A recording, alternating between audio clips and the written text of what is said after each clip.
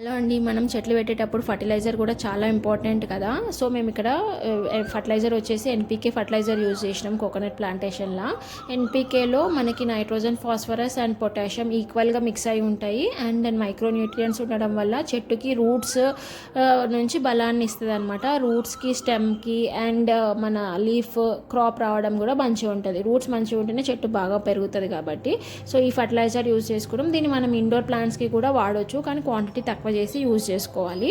And ఇవి పెట్టినప్పటి నుంచి మనకి వర్షమే లేకుండే, సో డ్రిప్కి వెళ్ళిపోదాం అనేసి డ్రిప్ సిస్టమ్ యూజ్ చేసినాము. చెట్లు అంత దూరము డ్రిప్ వేసేసి ఇట్లా మన బ్లూ వాల్వ్ ఉంటాయి కదా, ఎక్కడైతే చెట్టు ఉందో అక్కడ అవి ఫిక్స్ చేసుకున్నాం. వాటర్ మంచిగా వెళ్ళి చెట్లు మంచిగా పెరుగుతాయి అనమాట ఇప్పుడు. సో ఈ వర్షం రాకుండా టెన్షన్ ఉండదు.